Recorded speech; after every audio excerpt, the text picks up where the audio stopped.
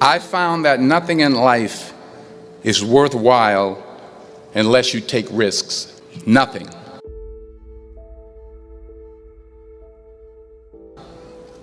Nelson Mandela said, "There is no passion to be found playing small and settling for a life that's less than the one you're capable of living."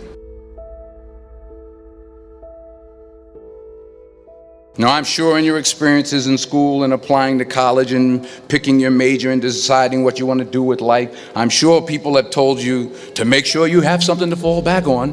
Make sure you got something to fall back on, honey. But I never understood that concept, having something to fall back on.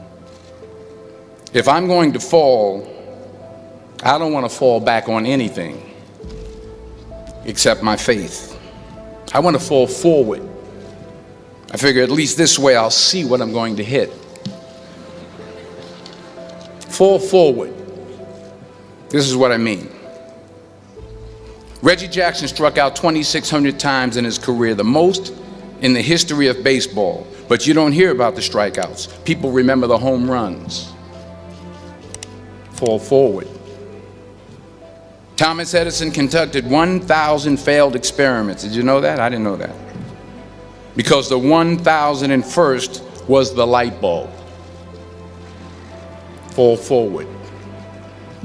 Every failed experiment is one step closer to success. You've got to take risks, and I'm sure you've probably heard that before, but I want to talk to you about why that's so important. I got 3 reasons, and first, you will fail at some point in your life. Accept it. You will lose. You will embarrass yourself. You will suck at something. There's no doubt about it. And I know that's probably not a traditional message for a graduation ceremony, but hey, I'm telling you, embrace it, because it's inevitable. And I should know. In the acting business, you fail all the time. Early on in my career, I auditioned for a part in a Broadway musical. Perfect role for me, I thought, except for the fact that I can't sing. So I'm in the wings, I'm about to go on stage, but the guy in front of me, he's singing like Pavarotti, and I'm just shrinking, I'm getting smaller and smaller. So I come out with my little sheet music, and it was Just My Imagination by the Temptations. That's what I came up with. So I hand it to the accompanist, and she looks at it and looks at me and looks out at the director and was like, all right. So I start, you know, I'm going to sing. I'm like, and I'm not saying anything, so I'm thinking I'm getting better. So I start getting into it, running. And they say, oh, yeah, thank you. Thank you very much, Mr. Washington, thank you. So I assumed I didn't get the job. But the next part of the audition, he called me back. The next part of the audition is the acting part of the audition. Now I'm like, hey, okay, maybe I can't sing, but I know I can act. So they pair me with this guy, and again, I didn't know about musical theater. And musical theater is big, so they can reach everyone all the way in the back. And I'm more from a realistic, naturalistic kind of acting where you actually talk to the person next to you. So I don't know what my line was. My line was, well, hand me the cup. And his line was, well, I will hand you the cup, my dear. The cup will be there to be handed to you. I said, oh, okay. Well, should I give you the cup back? Oh, yes, you should give it back to me, because you know that is my cup and it should be given back to me.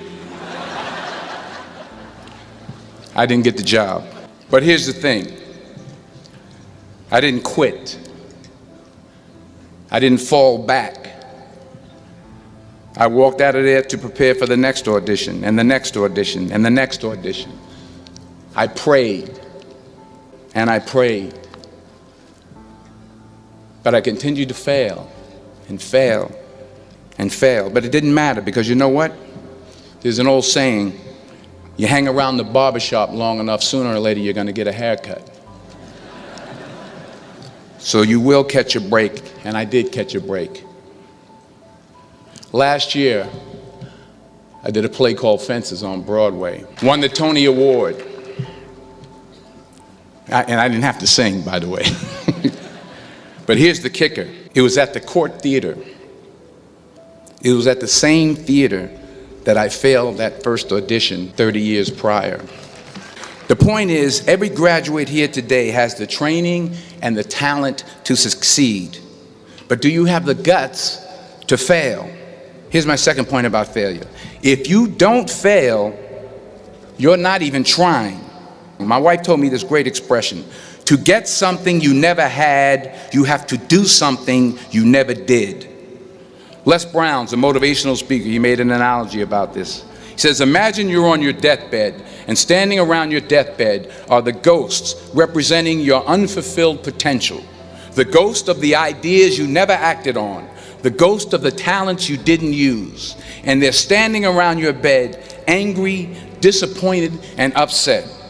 They say, we came to you because you could have brought us to life, they say. And now we have to go to the grave together. So I ask you today, how many ghosts are going to be around your bed when your time comes? You've invested a lot in your education, and people have invested in you. And let me tell you, the world needs your talents, man, does it ever. I just got back from South Africa. It's a beautiful country, but there are places there with terrible poverty that need help. And Africa is just the tip of the iceberg. The Middle East needs your help. Japan needs your help. Alabama needs your help. Tennessee needs your help. Louisiana needs your help. Philadelphia needs your help. The world needs a lot. We need it from you, the young people. So you got to get out there. You got to give it everything you got, whether it's your time, your talent, your prayers, or your treasures. Because remember this, you will never see a U-Haul behind a hearse. You can't take it with you.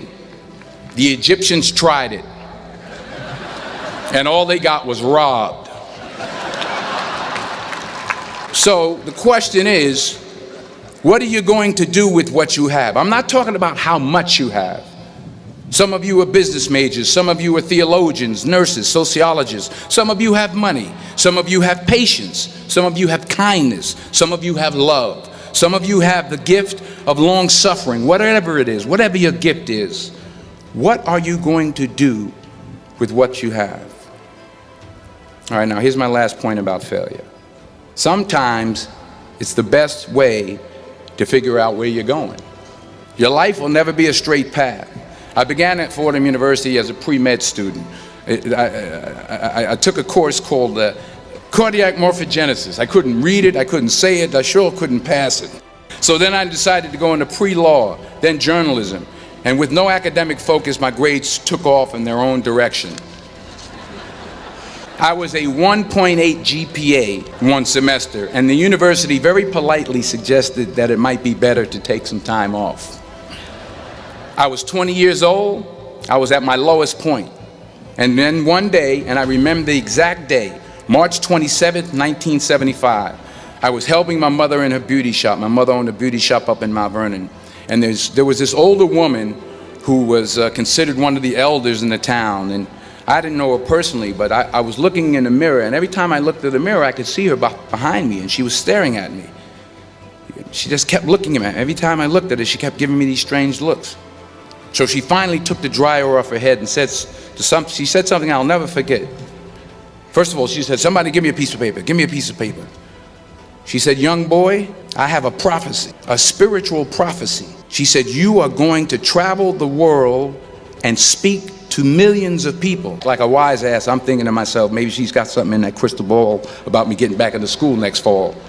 But maybe she was on to something, because later that summer, while working as a counselor at a YMCA camp in Connecticut, we put on a talent show for the campers. And after the show, another counselor came up to me and asked, "Have you ever thought about acting? You're good at that." When I got back to Fordham that fall, I got in and I changed my major once again for the last time. And in the years that followed, just as that woman prophesied, I have traveled the world and I have spoken to millions of people through my movies. Millions who, up till this day, I couldn't see while I was talking to them. But I see you today, and I'm encouraged by what I see, and I'm strengthened by what I see, and I love what I see. Let me conclude with this one final point. Many years ago, I did this movie called Philadelphia. We filmed some of the scenes right here on campus. Philadelphia came out in 1993. It's about a man played by Tom Hanks who's fired from his law firm because he has AIDS. He wants to sue the firm, but no one's willing to represent him until a homophobic ambulance chaser lawyer, played by yours truly, takes on the case. In a way, if you watch the movie, you'll see everything I'm talking about today. You'll see what I mean about taking risk or being willing to fail. Because taking risk is not just about going for a job. It's also about knowing what you know and what you don't know. It's about being open to people and to ideas. In the course of the film, the character I play begins to take small steps, small risks. He very, very, very slowly begins to overcome his fears. And I feel ultimately his heart becomes flooded with love. And I can't think of a better message as we send you off today. To not only take risks, but to be open to life, to accept new views, and to be open to new opinions, to be willing to speak at a commencement at one of the best universities in the country, even though you're scared stiff. While it may be frightening, it will also be rewarding. Because the chances you take, the people you meet, the people you love, the faith that you have, that's what's going to define you. And when you fall throughout life, fall forward.